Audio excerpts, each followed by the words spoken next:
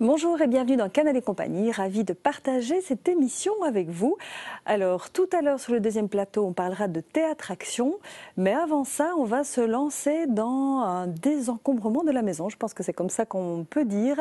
Et pour ce faire on reçoit deux personnes en plateau. Alors tout d'abord Elodie Wéry. Bonjour Elodie. Bonjour Corinne. Alors Elodie, vous êtes home organizer. Tout à fait, c'est mon métier. Voilà, Elodie Wéry & Co. Oui. Et Isabelle, bonjour Isabelle Gaspard. Vous êtes également home organizer dans la même équipe qu'Elodie, donc chez Elodie Wéry & Co. Alors, home organizer, on entend maison, on entend organisation. Avant d'expliquer un petit peu plus comment ça fonctionne et aussi la philosophie, expliquer un petit peu d'où c'est venu. C'est né il y a 3 ans, c'était nouveau en Belgique à l'époque. Alors effectivement, j'ai été la première à importer ce concept que j'avais déjà entendu parler, dont j'avais déjà entendu parler dans d'autres pays du monde, parce que j'ai vécu une expérience personnelle qui m'a obligée à un moment donné à mettre de l'ordre un peu dans ma maison. Il se fait que j'ai eu 3 enfants en 2 ans, donc des jumeaux et puis tout de suite après un 3e enfant, dans une maison qui n'était pas du tout prévue pour accueillir 3 enfants. Et donc je me suis laissée complètement déborder, d'abord par l'encombrement matériel. Donc c'est vrai que beaucoup de matériel de puériculture, de jouets, de vêtements, etc. Et puis je me suis laissée dépasser par la gestion du temps. Donc je n'avais plus aucun contrôle sur les journées, je pataugeais complètement et j'avais vraiment besoin de reprendre possession de mon organisation et de ma maison. Et donc je me suis mise à faire un gros travail de rangement et de désencombrement de ma maison. Puis quand j'ai eu fini l'exercice, je me suis dit, il doit y avoir d'autres mamans qui ont besoin de cette aide-là. Je ne suis pas la seule, j'en suis certaine. Maman ou pas d'ailleurs. Hein. Ou pas, oui. Au départ, le projet était lancé, orienté vers les mamans. Puis c'est vrai qu'en communiquant de manière plus large, en disant, je vais vous aider à ranger vos maisons, ça a fait écho à plein de personnes qui, à un moment donné dans leur vie, ont eu besoin de remettre de l'ordre dans leurs propres affaires. Donc ça touche entre autres les mamans, mais aussi les gens qui déménagent, qui font des travaux, des gens qui se séparent ou des recompositions de mariage, de famille derrière. Donc voilà, en fait, il y a plein de situations dans la vie où à un moment donné, on a besoin de mettre de l'ordre dans ses affaires. Et c'est comme ça que l'activité a pris un très bel essor en à peine quelques mois. Alors au départ, vous étiez seul et puis vous vous êtes associé les services d'autres home organizers. Oui. Et dont vous êtes seul dans l'équipe, mais on va un petit peu parler des autres personnes qui ne sont pas avec nous en plateau, mais comme Isabelle est là, alors Isabelle, home organizer, et on se rend compte quand même, quand on découvre l'équipe, que chacune de vous a quand même une petite spécificité. Et Isabelle a la chance d'être une papivore. Papivore, voilà. Donc oui, donc je ne mange pas le papier, je m'en régale plutôt. Donc j'aime beaucoup manipuler les papiers. J'aime les classer, les catégoriser, les examiner, les manipuler, les gérer. Tout ça fait partie de mon boulot et effectivement, j'aime faire ça aussi chez les autres. Et comment ça s'est passé, la rencontre avec Elodie et l'idée finalement de rejoindre l'équipe d'Elodie? En fait, j'ai rencontré Elodie il y a 2 ans. Je m'étais inscrite à une formation dans le cadre de mon boulot principal, donc, puisque j'accompagne Elodie à titre complémentaire. Et donc, je m'étais inscrite à une formation qui s'appelait « Rationaliser la gestion de vos documents », qui était déjà dans un esprit un petit peu... au boulot, évidemment, on a toujours beaucoup de papier, malgré l'ère du numérique, on se rend compte qu'on a toujours énormément de documents. Et donc, j'avais envie d'un petit peu essayer de rationaliser tout ça, tout ce flux de paperasse qu'on peut avoir. Et donc, j'ai rencontré Elodie à cette formation. Donc, c'était elle la formatrice. Et quand elle a expliqué qui elle était et ce qu'elle faisait, je crois que j'ai eu mes yeux qui brillaient vraiment. Ça fait écho chez vous. Oui, c'est ça. Je me suis dit, oh là là, qu'est-ce que c'est vachement chouette, ça m'intéresse et tout. Donc on s'est revus quelques fois et puis donc décision d'intégrer l'équipe l'année passée. Et ravie d'être là et de faire ce métier, j'adore. Vraiment, j'aime beaucoup. On est content pour vous. Alors il y a donc Elodie, Isabelle, il y a Amandine aussi qui confectionne des boîtes également. Elle, Amandine, ça c'est sa petite spécificité, avec du papier qu'elle trouve, enfin du carton. On essaie évidemment de récupérer un maximum de choses, puisque dans les valeurs de l'activité, il y a entre autres l'écologie. Et donc effectivement, son petit truc à elle, c'est de récupérer du papier, du carton un peu partout dans la rue où elle peut en récupérer, et de refaire des découpes à l'intérieur de carton pour concevoir des boîtes qu'on peut ensuite réutiliser dans nos missions. Puis dans l'équipe, il y a également, je ne sais plus les prénoms. Alors Catherine. Sabine. Sabine, oui. Sabine, elle a elle a une petite spécificité, c'est qu'elle aime bien le feng shui. Mais... Oui, c'est plutôt une passion qu'elle avait développée sur le côté et qu'effectivement elle peut tout de même donner certains conseils et puis des fois nous guider, nous, à l'intérieur de l'équipe, hein, quand on a des questions ou des demandes de clients plus particulières, mais on essaie évidemment de demander à l'une et l'autre, tiens, qu'est-ce que tu ferais toi dans ce cas-là? C'est très riche. C'est bien, c'est très complémentaire. Il y a Maïté également dans l'équipe. Oui. Alors Maïté, elle est décoratrice intérieure et en plus elle est conseillère pour une marque de produits d'entretien de la maison. Donc elle a vraiment tout le processus. Elle range, elle nettoie et puis ensuite elle décore. Donc c'est très cohérent. Et puis il y en a également une, mais je ne sais pas son prénom, qui elle va bien pouvoir gérer le dressing aussi. Oui, alors ça c'est Catherine. Donc effectivement son point fort à elle c'est le relooking. Donc elle a des connaissances par rapport à tout ce qui est mise en valeur de la personne. C'est clair que quand on trie un dressing, il y a quand même à un moment donné une question qui se pose, c'est est-ce que je ne garderai pas uniquement les choses qui me vont bien, voilà, qui vont bien avec mon teint, etc. Ouais, et donc ça se combine très bien. Donc, et je crois que j'ai quand même oublié quelqu'un dans l'équipe. Martine. Ah oui, effectivement, on a encore Martine. Martine, elle est indépendante sur le côté, elle a un magasin de thé, de chocolat, donc elle est plus dans tout ce qui est plaisir et voilà, plutôt dans tout ce qui est épicurien. Ouais. Et puis plein de connaissances en dehors, une belle expérience, elle est très pédagogue et donc elle nous aide aussi, c'est un peu notre maman dans l'équipe, Martine, elle est là pour nous guider et puis des fois nous encourager, elle a vraiment un rôle plutôt maternel. Alors, on va parler de la philosophie. Juste une petite question comme ça, je vois les spécificités de chacune et je me demandais si dans le Home Organizer, qui finalement, on va le comprendre, englobe pas mal de choses, est-ce qu'il y a également, parce que je rebondis sur quelque chose qu'Isabelle a dit, elle parlait du papier, l'ère du numérique, mais ça aussi, le numérique, ça se range. Enfin, je veux dire, ça s'organise. En fait, on garde la même logique dans la gestion administrative papier que dans la gestion administrative. Et c'est éventuellement quelque chose que vous faites aussi ou c'est quelque chose que vous pourriez développer ? C'est quelque chose qu'on fait aussi quand on fait la gestion administrative papier. Ça comprend aussi la gestion administrative au niveau informatique.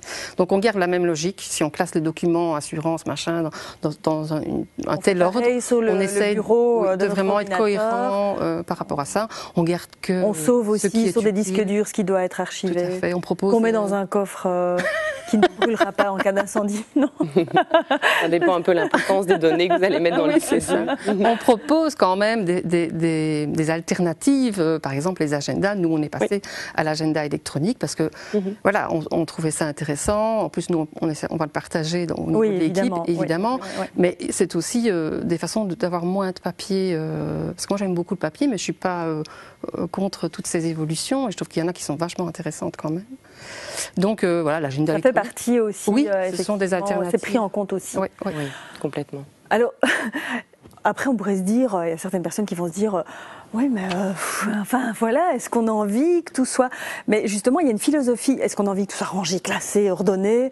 Mais il y a une philosophie aussi derrière, c'est pour justement, puisqu'il y a quand même une plus épicurienne dans l'équipe, mais je suis sûre que vous l'êtes un peu toutes quand même, et c'est aussi profiter de la vie, et c'est pas être complètement prise. Est-ce que le fait de vouloir tout contrôler, parce que Elodie, vous l'avez bien expliqué, vous, c'était une perte de contrôle à un moment donné, et besoin de recontrôler, mais est-ce que le lâcher-prise n'a pas aussi du bon? Alors comment est-ce que... Mais c'est ça qui est, c'est complètement paradoxal. Moi, je n'ai jamais autant profité de ma vie maintenant. J'avais peut-être un autre mode de fonctionnement il y a quelques années qui était peut-être plus cool, mais je profite bien plus maintenant parce qu'en fait il y a des tas de choses qu'on doit faire au quotidien et toutes les femmes le savent, le linge, les corvées ménagères, les courses, c'est toutes des choses.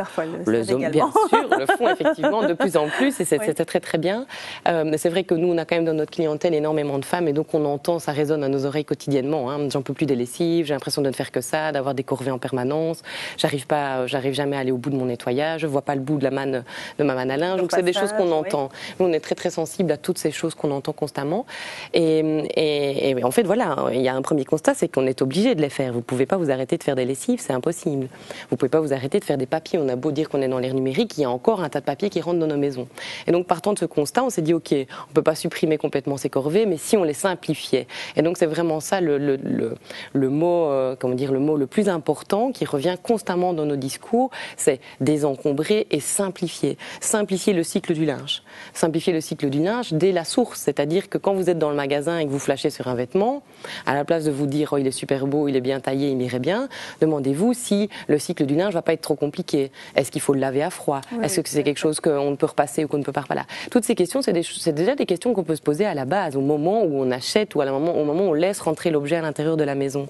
Donc, c'est pas un contrôle permanent sur tout, c'est plutôt une nouvelle réflexion sur notre mode de consommation. Le métier qu'on a maintenant n'aurait eu aucun sens il y a 20 ans. On m'aurait regardé avec des yeux grands voilà, comme ça. C'est ça, c'est vraiment actuel, c'est parce qu'on consomme trop. Oui, certainement. On a beaucoup trop, on a tous des choses en trop. Il y avait une étude qui était sortie il y a quelques années qui disait que si chacun des Belges revendait ce qu'il y avait dans son garage, dans son grenier, on pouvait rembourser la dette de la Belgique. C'était incroyable comme enquête. Oui, on a tous des choses dont on ne se sert pas chez nous. Mais comment est-ce qu'on fait cette démarche de dire à un moment donné, parce qu'il y a des tas de gens qui ont des choses en trop mais qui ne seront pas prêts ou qui vous diront, non, moi je suis très bien dans mon... On n'ira jamais les embêter. On n'ira jamais leur imposer quoi que ce soit. Mais est-ce qu'on peut quand même leur dire, ça aura un intérêt ? Alors, on attend souvent un élément déclencheur. Ça peut être un déménagement, par exemple, ou des travaux. Des fois, dans des cas plus graves, des décès, par exemple, ou des maladies, ou l'arrivée des enfants, comme ça a été dans mon cas très vite, etc. Donc, il y a souvent des éléments déclencheurs qui font prendre conscience. Maintenant, s'il n'y a pas d'élément déclencheur et qu'il y a vraiment une personne dans le couple qui est désireuse de voir les choses changer, moi, je conseille à cette personne de prendre le problème à bras-le-corps et de prouver par A plus B, en avançant dans le rangement de la maison, que ça sera bénéfique pour tout le monde et que c'est pas du tout contraignant, que du contraire. Le paradoxe du home organizing, c'est qu'on doit prendre du temps, de l'énergie, des fois de l'argent, quand on fait appel à quelqu'un, pour pouvoir ensuite récupérer du temps, récupérer de l'espace, récupérer de l'argent. Donc il faut se faire mal pour y arriver. Et c'est ça qui, à mon avis, freine relativement les gens. Donc nous, on est vraiment là pour les accompagner dans les ateliers, entre autres, mais aussi dans les missions. Et leur dire, on sait que c'est pas facile, on sait que vous n'êtes pas tout seul, qu'il y a plein de causes à l'encombrement de votre maison. On va déjà les cibler, dire un peu dans votre cas ce qui pose problème, et puis ensuite, on va travailler à chercher des solutions adaptées.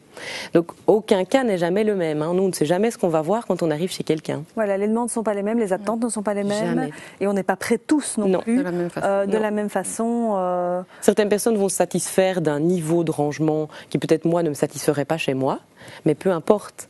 La personne nous dit, moi je suis arrivée au bout de ce que j'avais envie. Pour moi c'est suffisant comme ça, c'est bien. Et puis la personne n'est pas toute seule aussi. Et évidemment, en même temps, ça complique les choses. Il y a un consensus à faire parfois dans la famille avant de démarrer ce genre de travail ? Oui, donc effectivement nous on demande l'accord de tous les membres de la famille avant de se mettre à faire un travail de désencombrement. C'est impossible, on va manipuler des objets qui appartiennent à des gens. Si les gens ne sont pas d'accord avec le principe et voilà, ne le disent pas, ils ne sont pas obligés d'être à 100% pour. Ils peuvent avoir des doutes, des craintes, voilà. Mais il faut qu'ils soient d'accord en tout cas que ce travail se démarre. Et puis après on peut travailler d'abord sur les affaires d'une personne. Je pense aux adolescents qui refusent systématiquement qu'on rentre dans leur chambre. On ne va pas commencer en travaillant dans leurs propres affaires. Donc on va faire les cuisines, les pièces de vie, salon, salle à manger. Et puis dans un deuxième temps, souvent c'est l'adolescent qui nous tire sur la manche et qui nous dit tiens finalement t'as pas envie de venir m'aider à ranger la chambre, parce qu'il s'est rendu compte d'abord qu'on n'est quand même pas des monstres, que c'est sympa, qu'on le fait en rigolant, etc. Et puis que ça amène vraiment des choses positives dans la famille. Mais la particularité, c'est pas que ranger, c'est désencombrer. Bien ça, sûr. C'est une autre démarche encore. Tout on ne dit pas on garde ce qu'on a et on range. Ah non, sinon on ne fait que déplacer les objets.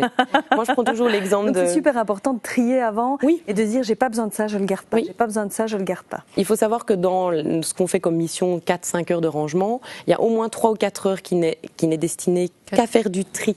Et la dernière heure, voilà, la dernière demi-heure à ranger, parce que ranger, ça se fait tout seul. Quand on a devant soi ce qu'on a décidé de garder et qu'on a le bon contenant, il suffit de mettre le contenu dans le contenant, de trouver la bonne place pour ce contenant, de le déposer, et puis c'est terminé. Les choses resteront après comme ça. C'est tellement plus simple. Le travail qui demande vraiment une énergie et une réflexion, c'est le travail de tri. C'est-à-dire concrètement de prendre objet par objet et de se dire qu'est-ce que je vais faire de cet objet ? Est-ce que je le donne ? Est-ce que je le vends ? Est-ce que je le jette ? Est-ce que je le garde ? Est-ce que je le stocke ? Et puis ensuite, je le garde, mais je le mets où ? Je le donne, mais à qui ? Je le vends, mais à qui ? Et donc c'est vraiment une gymnastique de l'esprit qu'il faut apprendre, et nous c'est vraiment ça qu'on fait. C'est apprendre. En dehors du fait que vous aidez à faire tout ça, je pense aussi que c'est plus facile si vous avez quelqu'un à côté de vous pour le faire aussi. C'est le principe. Seul, on peut se poser la question pendant 5 minutes. Je fais quoi finalement de ça ? Oui, mais est-ce que j'en aurais pas encore besoin ? Que s'il y a quelqu'un à côté, il dit ben non, c'est bon. On accélère le processus. Oui. Et on met des deadlines. On met un prix derrière ce qu'on fait. Et ça aussi, ça change tout. Puis le fait, oui, les gens achètent un service, donc forcément, il faut aussi à un moment donné rentabiliser ce service qu'on achète.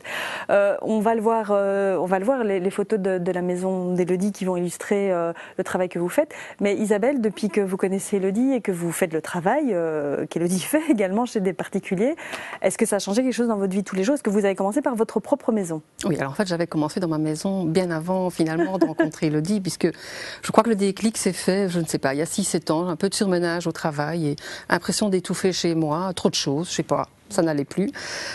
Et spontanément, en fait, j'ai commencé à trier et puis ranger. Ranger, c'était déjà quand même, mais vraiment à trier et désencombrer. Je me suis débarrassée d'un tas de trucs. Et je pense que je continue toujours petit à petit. Alors, la maison d'Élodie est beaucoup plus désencombrée que la mienne. Elle a 3 enfants, moi j'en ai 4, mais voilà, enfin avec une famille recomposée, donc ils ne sont pas toujours tous là, etc. Mais oui, je continue toujours à désencombrer et puis avoir de nouvelles idées, des astuces, parce qu'évidemment dans le partage de l'équipe, il y a toujours une qui va sortir le truc qui va vous interpeller et vous dire « Ah mais moi je vais faire ça parce que c'est vraiment chouette et intéressant ». Et donc on met tout le temps en application. C'est ça l'intérêt d'être toute une équipe. Oui, il y a vraiment une émulation intéressante dans l'équipe. Oui. Ça devient un jeu en fait.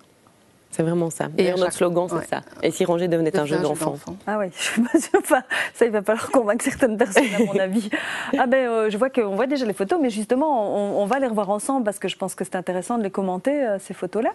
Donc, oui, là, on voit, c'est le système du bac, en fait, chaque bac sert à un rangement en particulier. C'est la chambre des enfants? Alors non, en fait, ça, c'est la salle de jeu, donc la photo qu'on voit. Le principe de base, c'est de dire que les enfants n'ont pas obligatoirement accès à tous les jeux. Donc effectivement, il y a des choses en hauteur. Ce n'est pas un rangement qui est peu pertinent, c'est volontaire. C'est-à-dire qu'on donne accès à un certain nombre de jeux qu'ils peuvent manipuler sans qu'on doive systématiquement regarder.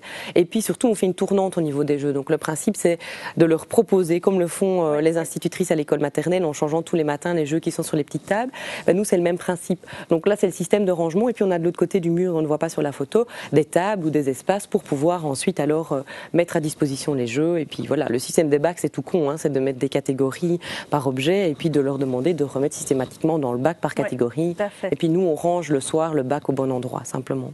Ici, on ne voit pas de rangement particulier, mais on voit juste que c'est zen, je dirais. Parce que oui, rien n'encombre l'espace, donc on essaye de libérer toutes les surfaces. Voilà, donc on a dans les maisons... C'est l'idée aussi, faire circuler l'énergie dans la maison. Enfin, là, on est dans des termes peut-être un peu... mais faire circuler, effectivement... C'est ce qui arrive pour finir, en fait, quand on a fini le travail. Oui, ça, c'est une notion plus de feng shui, effectivement, de faire circuler les énergies, et puis ne fût-ce que circuler matériellement dans la maison, sans buter constamment sur quelque chose. Hein. Donc, il n'y a aucun désordre flagrant. Le désordre flagrant, c'est le désordre sur lequel on tombe, on bute sur des objets quand on rentre. Maintenant, vous venez le dimanche matin, chez moi, il y a quand même des choses qui traînent. Hein. Il y a un tas de vêtements, des photos qui ont été prises. Oui. Là, on va s'arrêter, c'est un peu l'endroit où on repasse, etc., où on range le linge, où on voit qu'effectivement c'est organisé, et que du coup, le fait qu'il y ait des garde-robes... En fait, il n'y a plus aucune garde-robe dans les chambres. Et ça, c'est quelque chose qu'on conseille aussi fortement. On rassemble tous les vêtements des enfants. Là, quand on a l'occasion d'avoir une pièce. Mais on peut même le faire dans un hall ou dans un couloir. L'objectif, c'est de sortir en fait les vêtements de la chambre. D'abord parce que techniquement, quand on a des enfants qui font des siestes, c'est des fois compliqué de ranger le linge quand ils dorment. Mais en plus, c'est plus facile de se mettre au milieu, là, sur le tapis, de déposer la manne et puis de redispatcher dans les différentes je peux vous dire, par contre, quand ils sont ados, qu'ils aiment bien avoir leur garde-robe dans leur chambre pour faire l'essayage. Le conseil, c'est d'avoir une manne par enfant. Voilà, chacun a sa manne et vous déposez la manne. Il reprend sa manne. Simplement. Là, c'est la chambre des enfants. Donc oui, c'est la chambre des jumeaux. Donc nous, on a décidé de bannir de la chambre non seulement les vêtements, mais aussi tous les jeux. Donc ça, c'est vraiment quelque chose que je conseille pour des enfants en bas âge. Après, effectivement, l'adolescence, on rentre dans autre chose. Ils ont une salle de jeu en bas. Ils peuvent monter avec des jeux dans leur chambre. Ils ont tous les livres à leur disposition à l'étage, puisque c'est quand même souvent au moment du dodo qu'ils lisent un livre. Mais je leur demande systématiquement, ou on le fait avec eux, en tout cas, de redescendre les jeux. Donc ils savent bien qu'il n'y a pas de rangement prévu pour, donc les jeux ne stagnent pas, ils sont rangés. D'accord, ce sont des enfants de quel âge? Donc les jumeaux ont 6 ans. Et le dernier Parce que c'est vrai qu'avec l'évolution... oui, constamment. Une maison ne fait qu'évoluer, tout le temps. En fonction de l'âge de ceux qui y habitent. Voilà. Et puis en fonction de ses besoins, de ses envies. Si on change de boulot, qu'on a besoin subitement d'avoir un espace de bureau, il faut pouvoir aménager. Donc c'est une remise en question perpétuelle. Mais du coup, c'est beaucoup plus simple. Quand on a peu, tout se déplace. Donc il y a un principe aussi dans la chambre des enfants. Je ne sais pas si on le voit, mais tout se déplace. Donc on peut bouger les lits, je change constamment leur chambre, il n'y a rien qui est accroché au mur, il n'y a rien qui empêche le déplacement, pas de tapis au sol. Donc voilà, tout est amovible. Oui. Oui. D'accord. Là, ici, on est dans la chambre, en fait. Hein. Oh, mais c'est une zone, c'est un palier. C'est un peu une zone tampon entre la zone des parents, dont on voit derrière, et puis la zone des enfants qui est de l'autre On y range côté. des choses aussi? Alors, on a des petits rangements sur les côtés, dans lesquels il y a tous les albums photos. Et donc ça c'est intéressant parce que je sais qu'ils sont tous rassemblés là, je les ai sous la main. En même temps c'est pas toujours très beau parce que c'est tous des albums de tailles différentes, donc exposés dans une bibliothèque c'est moins sympa, mais ils sont là. Et donc on peut se mettre sur le fauteuil et puis c'est aussi un endroit où on reste quand les enfants ne savent pas dormir le soir et qu'il faut écouter pendant 5-10 minutes, être sûr qu'ils s'endorment, mais on reste dans cette petite zone. C'est vraiment une zone tampon entre les parents et les enfants. D'accord. C'est aussi une zone de circulation. Là on est... Alors en fait là on est dans notre chambre à nous. Donc on a sur le côté gauche, on ne le voit pas sur l'image, mais tous des rangements. Donc tous nos vêtements à nous sont dans des rangements sur mesure. Donc le rangement sur mesure est toujours la solution idéale. Le problème c'est qu'elle est des fois plus coûteuse. Donc on peut s'orienter vers des systèmes de pseudo sur mesure comme propose par exemple Ikea. Donc voilà, que tout le monde connaît. Après le principe c'est qu'on a des rangements même en dessous du lit. Donc il y a des tiroirs, il y en a deux d'un côté. L'idée c'est le gain d'espace. Gain d'espace. Oui. Et en fait il y a les draps de lit là-dedans. En fait on se rend compte que du coup effectivement la manière dont on va décider les emplacements dans la maison, etc. a une importance aussi. Mais on le décide avant. Donc il y a beaucoup de gens qui s'installent et puis qui réfléchissent. Oui, après, ouais. Et nous, on incite vraiment les gens à réfléchir. Donc moi, je savais par exemple que j'avais un certain nombre de livres. Donc c'est l'ensemble de ma bibliothèque qui se trouve là, que je voulais absolument conserver et avoir à disposition, parce que c'est plutôt des livres de développement personnel, etc.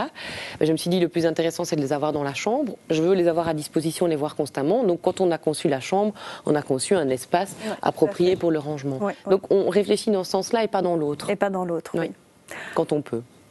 C'est-à-dire quand on déménage ou quand on fait des travaux. Voilà, c'est l'occasion. Mais je me rends compte que j'ai réfléchi déjà à pas mal de trucs. Donc voilà. C'est bien parti. C'est bien parti. Voilà. Mais par contre, il y a un truc voilà, qui est très compliqué pour moi, ce sont les papiers. Donc je suis assez admirative quand à un moment donné, quelqu'un... Mais là, c'est pareil, Isabelle, il y a des systèmes aussi. Donc c'est très simple. En fait, ce que nous on propose, c'est un peu comme le cycle du linge dont Élodie parlait. Donc en fait, on essaie de réduire au maximum le trajet du papier. Et donc on prévoit juste les 3 casiers qui sont là-bas, à classer. Enfin non, d'abord le premier c'est à traiter, à classer, et les choses qui seraient éventuellement en attente, où on attend une réponse, quelque chose. Et donc on y laisse...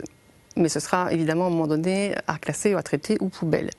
Donc quand vous recevez par exemple votre courrier, donc il faut savoir quand même que toutes les sources d'entrée de papier sont quand même multiples. On a la boîte aux lettres, on a l'imprimante, on a les mallettes des enfants, le sac à main, ce qu'on ramène du bureau, etc. Donc tout ça doit être... Ce sont des entrées papier. Hein. Ce sont des entrées papier qu'il faut essayer de limiter évidemment au maximum. Donc si on est abonné à une revue et qu'on ne lit jamais, on va conseiller évidemment... On va déjà commencer par faire un tri aussi à ce niveau-là. On fait déjà un tri à ce niveau-là. On essaie de réduire évidemment, on supprime l'abonnement ou alors on va lire. On appose sur la boîte aux lettres. On met le petit autocollant sur la boîte aux lettres, pas de pub si on n'en veut pas. Si on le lit jamais et que ça s'empile, ça sert à rien.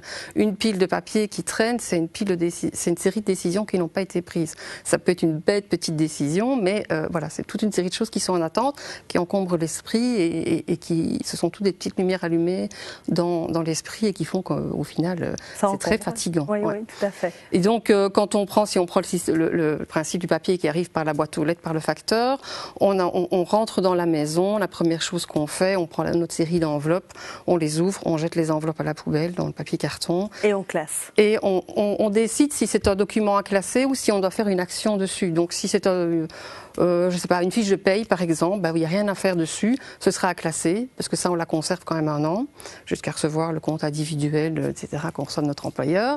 Et si c'est par exemple... Donc à partir de ce moment-là, on peut liquider toutes les autres. Oui, moi, une fois que j'ai reçu le compte individuel de mon patron, je vire toutes les fiches de paye de l'année. Oui. Voilà. Pas faux, hein. Pas faux. Voilà. Et puis, donc, ce qui doit, le document où on doit mettre une action dessus, genre payer la facture ou réserver un resto ou que sais-je, ou une invitation où on doit répondre, on le met dans le bac à traiter. On peut avoir des sous-catégories dans un traité parce que... Non, on évite. C'est vrai? On évite. C'est trop compliqué. Alors, ça à traiter, à payer, à traiter. On pourrait éventuellement faire une pochette à payer. Parce qu'il y a quand même des personnes qui alors ne traitent pas leur bac à traiter et donc du coup là ne payent pas et donc rappellent, des rappels, etc. Oui. Mais sinon on essaye vraiment de faire simple, efficace. C'est vraiment les 2 mots. Et donc alors ça prend 5 minutes chaque jour. Hein. c'est pas plus. Et puis, une fois par semaine, vous prenez une demi-heure pour traiter votre bac à traiter. Donc, payer les factures, inscrire un rendez-vous dans l'agenda ou répondre à l'invitation. Voilà, toutes les petites actions qui peuvent y avoir. Et alors, ce qui est, par exemple, la facture qu'on a payée, si elle est payée, elle va dans le casier à classer. Et ça, on doit faire une fois par semaine aussi. Voilà. Et vous classez votre bac à classer, vous le classez aussi en même temps. Ah, donc les sous-catégories, c'est pas intéressant. Non. C'est ce qu'on appelle les solutions de rangement trop complexes. Donc les gens qui sont complexes dans leur mode de fonctionnement, là, en fait. eh bien, ils appliquent des méthodes de rangement trop complexes. Et donc finalement, on n'avance pas non plus. Mais par contre, quand vous, dans le bac à classer, quand vous classez réellement, pour avoir quand même facile après de faire sa déclaration d'impôt, de retrouver une facture ou quoi, là j'imagine que le classement peut devenir un peu plus... On n'a pas simplement une farde avec les factures payées. Parce qu'après, s'il faut retrouver, on fait l'eau, l'électricité, enfin, au moins des intercalaires. Donc nous, on propose le système de bac, de rangement de boîtes, de casiers avec les dossiers suspendus. C'est ce qu'il y a quand même de plus simple et qui est le moins de gestes possible, ce qu'on préconise aussi. Et donc là, simplement, il suffit de glisser la feuille dans le bon intercalaire. Et là, on fait, assurance voiture, enfin assurance, incendie ou familiale. C'est mieux que des classeurs ? Comme ça. Oui. Pourquoi ? Trop de gestes, le classeur. Pour les personnes qui n'aiment pas les papiers, elles ne vont pas les classer. Il faut perforer. Il faut ouvrir le classeur. Vas-y. Oui, il faut faire l'exercice. Vous prenez le classeur, vous l'ouvrez, 2 gestes, vous tapez sur le petit truc, 3 gestes, vous cherchez le bon intercalaire, 4 gestes, vous ouvrez 5 gestes, vous prenez la feuille, vous faites tout ce que vous voulez avec votre feuille, et puis vous êtes tellement découragé à l'idée de devoir refaire tous les gestes à l'inverse, que finalement vous tapez la feuille sur le... Oui, mais à un moment donné, c'est plein. Non, en une année... Non. Alors, au bout de l'année... Ah, on jette. On archive. On archive quand même 3 ans. Mais là, ça prend 2 à 3 ans du coup. Ça prend une demi-heure. Même pas, oui. Même pas. Donc vous sortez l'intercalaire assurance, l'intercalaire énergie, l'intercalaire taxe, l'intercalaire fiche de paye, peu importe. Enfin, fiche de paye non, parce qu'on les aura virés. Mais, et on fait simplement, on prend une feuille A4 qu'on plie en 2. On écrit assurance dessus ou taxe, etc. Et on met ça dans une boîte à archives l'année. Et dans 3 ans, dans 2 ans, vous pouvez la virer et vous n'avez même plus besoin d'y retourner, quoi. Donc on garde l'année en cours. On va quand même parfois chercher les trucs de l'année qui précède. Mais oui, moi je garde ça qu'on garde tout près l'année 2014 et 2013 et 2015 devant nous. Donc mais 2012 est viré. La boîte 2013, 2014, enfin 2014-2015, mais 2013 on l'a archivée. Oui.